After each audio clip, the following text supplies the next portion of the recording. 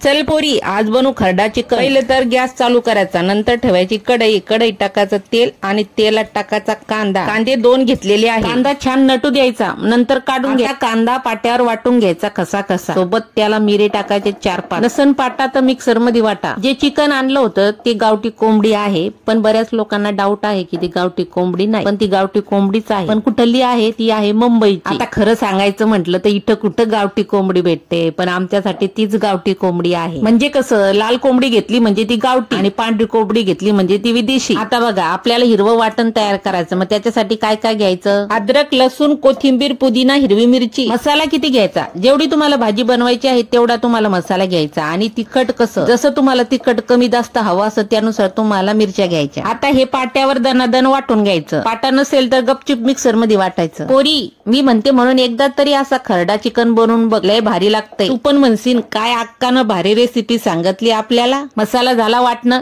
घ्या काढून। मसाला मात्र आपल्याला आबडधोबड वाटायचा आहे बरं का, मिक्सर मध्ये पण वाटत असेल तर आबडधोबडच वाटा। आता गॅसवर ठेवायची कढई, कढईत ऑलरेडी आहे तेल, तिच्यात टाकायचं हिरवं वाटण आणि सोबत त्याला टाकायचं हे गावरान कोंबड, वरून हळद आणि मीठ। एका पोरीचा असा प्रश्न होता की हे गावरान कोंबड नाही, कारण गावरान कोंबड पाणी टाकल्याशिवाय शिजत नाही असं ती म्हणत होती। पण काय सांगू राणी तुला, हे आहे मुंबईचं कोंबड। हे मुंबईचे कोंबडे असेच आहे की हे पटकन शिजतात। आता पुढच्या वेळेस मला त्या चिकन वाल्याच्या दुकानात नेते आणि तुम्हाला दाखवते गावरान कोंबड कसं असतं इकडं मुंबईचं। जाऊ दे आपलं ते पुराण। आता काय कर, ह्या अंगच्या पाण्यामध्येच हे चिकन मी शिजवलं होतं आणि चिकन शिजलं की तो कांदा आहे, तो कांदा मी याच्यामध्ये टाकून दिला, म्हणजे नटलेला कांदा केला इकडून तिकडून आणि वरून टाकली कसुरी मेथी। पुन्हा करा इकडून तिकडून। याच्यामध्ये काही पाणी जास्त टाकायचं नाही, नुसतं पाण्याचा शिपका मारणं आहे आपल्याला, कारण की इथं आपण सुक्क चिकन बनवत आहे। चिकनची टेस्ट वाढण्यासाठी इथं आपण गरम मसाला टाकलेला आहे, तो पण घरचा नाहीये, विकतचाच आहे।